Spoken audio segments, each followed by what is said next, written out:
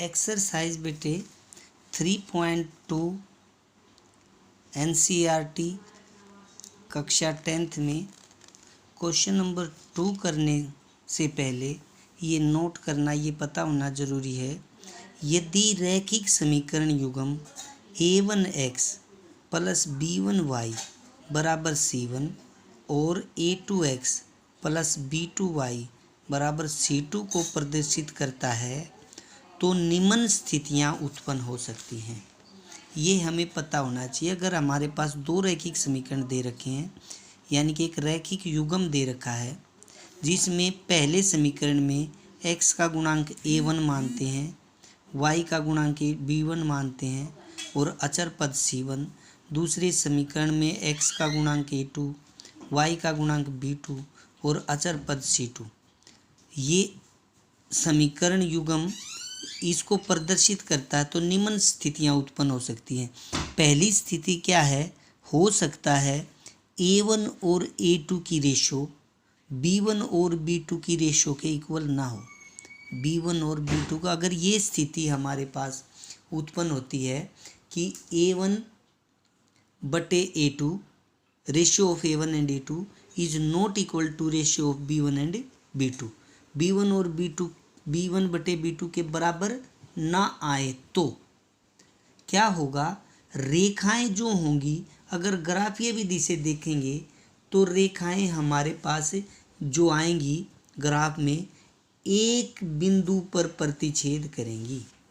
क्या आएंगी? यहाँ पर जो रेखाएं होंगी, रेखाएं एक बिंदु पर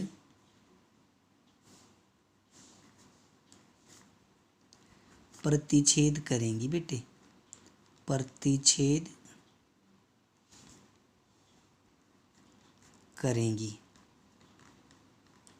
ये तो हमें ग्राफीय विधि से पता चल रहा है कि भाई रेखाएं क्या होंगी, कैसी आएंगी रेखाएं, एक बिंदु पर प्रतिच्छेद करेंगी।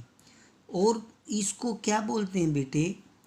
जो समीकरणों के हल के बारे में बताना हो तो समीकरण युग्म के हल कितने होंगे। दूसरा, इसमें ये भी बोल सकते हैं इसी कंडीशन में कि जो समीकरण युग्म का एक ही अद्वितीय हल होगा। समीकरण युग्म का कितने हल होंगे? समीकरण युग्म जो है, मतलब जो ये पूरा समीकरण युग्म है, इसके हल कितने होंगे?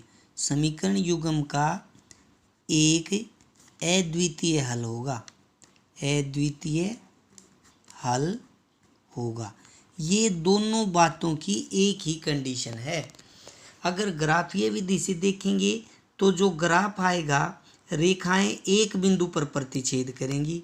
और दूसरा, समीकरण युग्म के कितने हल होंगे? एक ही हल होगा।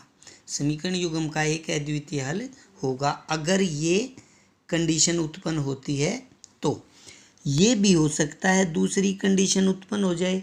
दूसरी कंडीशन ये है बेटे, a1 बटे a2 b1 बटे b2 के तो बराबर आ जाए, परंतु ये दोनों c1 बटे c2 के बराबर ना हो।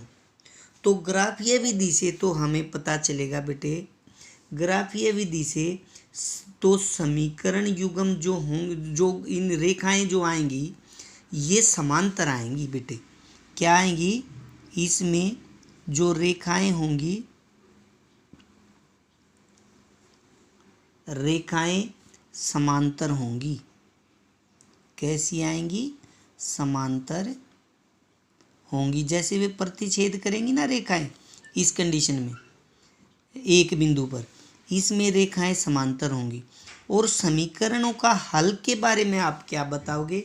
जो समीकरण युग्म का कोई भी हल नहीं होगा। इसमें समीकरण युग्म का कोई हल नहीं होगा।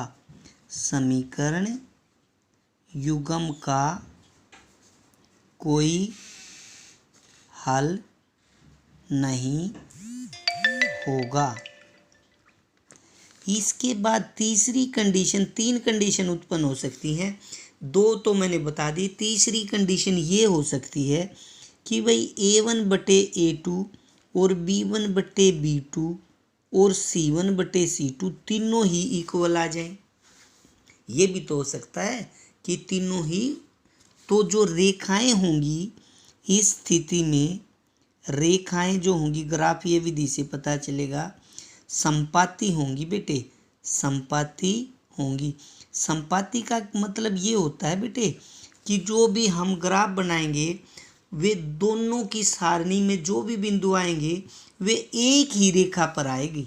दोनों समीकरणों का ग्राफ एक ही रेखा आए तो उनको बोलते हैं संपाती रेखाएं। और दूसरा हलों के बारे में क्या बात आएगी, जो समीकरण युग्म का अनंत हल होगा बेटे, इसमें समीकरण युग्म के अनंत यानी कि बहुत सारे हल होंगे। ठीक है, क्या बोलेंगे इसको, समीकरण युग्म के अनंत हल होंगे। ठीक है, ये अब एक बात का और आपको इसमें ध्यान रखना है बेटे, जिन रेखाओं का एक हल हो या अनंत हल हो, उस समीकरण युग्म, जो समीकरण युग्म होगा वो संगत भी कहलाता है, और जिसका कोई हल नहीं होगा वो असंगत बोला जाएगा समीकरण युग्म। ठीक है, तो इसी पर बेस्ड हमारा एक्सरसाइज 3.2 का क्वेश्चन नंबर 2 है। अब क्वेश्चन नंबर 2 हम करते हैं। अब जो क्वेश्चन नंबर 2 दिया हुआ है NCERT एक्सरसाइज 3.2, एक्सरसाइज 3.2 में जो हमें क्वेश्चन नंबर 2 दिया हुआ है उसमें पहले कहता है अनुपातों A1/A2, B1/B2 और C1/C2 की तुलना कर ज्ञात कीजिए।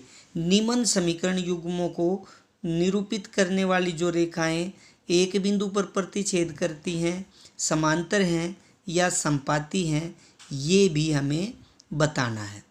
तो दूसरे क्वेश्चन का बेटे फर्स्ट पार्ट है, दिया गया समीकरण युग्म जो दे रखा है हमें। अब दिया गया दूसरे के फर्स्ट पार्ट में दिया गया समीकरण युग्म दे रखा है। इसमें ये ध्यान रहे, जो ये समीकरण है ये अचर पद है, या तो दोनों समीकरणों में लेफ्ट हैंड साइड में हो या दोनों में ही राइट हैंड साइड में हो तुलना करने से पहले। अब मैंने बताया था ये A1x, ये B1y, ये C1 हो जाएगा। तो यहाँ से तुलना करेंगे तो हमें निकालना है A1/A2। A1/A2 क्या होगा, पहले समीकरण में x का गुणांक 5 है वो A1 आ जाएगा, और A2 था 7, A1/A2 है हमारा यहाँ पर 5/7। इसी प्रकार B1/B2 निकालेंगे। B1 की वैल्यू है -4 y का गुणांक, और C1 की वैल्यू है B2 की वैल्यू +6। ये कट के ये क्या आ जाएगा, -2/3, और C1/C2 भी निकालते हैं। इस क्वेश्चन में C1 तो +8 है और C2 -9 है। अब हमने A1/A2 भी पता है, B1/B2 भी और C1/C2 भी। अब हमें पहले ही क्लियर तीनों स्थितियों में से कोई भी एक स्थिति यहाँ पर उत्पन्न हुई है। क्या है यहाँ पर, हमें क्या पता चला है, यहाँ पर A1/A2 की वैल्यू जो निकाली है 5/7 और B1/B2 की -2/3, ये इक्वल ही नहीं आए पहली ही स्थिति। तो हमें C1/C2 चेक करने की ज़रूरत ही नहीं है, क्योंकि जब A1/A2 B1/B2 के इक्वल होगा तब हमें देखना है C1/C2 इनके इक्वल है या नहीं है। तो तीन स्थितियों में से पहली ही स्थिति हमारे पास आई है कि A1/A2 is not equal to B1/B2। तो जब ये स्थिति होती है तो हमने अभी ऊपर बताया था कि ये इसमें क्या होगा, समीकरण या हमें बताना, जो क्वेश्चन के अंदर था ये बताना था कि ये रेखाएं जो आएंगी समीकरण युग्म द्वारा निरूपित रेखाएं एक बिंदु पर प्रतिच्छेद करेंगी, समांतर होंगी या प्रतिच्छेदती होंगी, ये बताना था।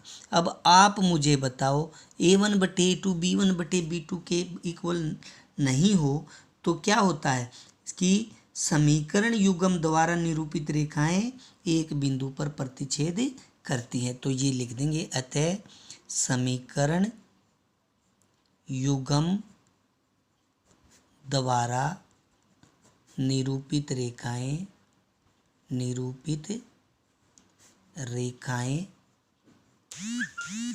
एक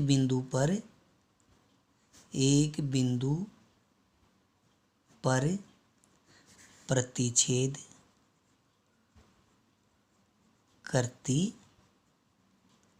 हैं। अब ये हमारा क्वेश्चन कंप्लीट। इसी प्रकार इसके दूसरे पार्ट और तीसरे पार्ट को भी आप हल करिए। इनमें पता चलेगा कि ये कंडीशन कौन सी है तीनों में से।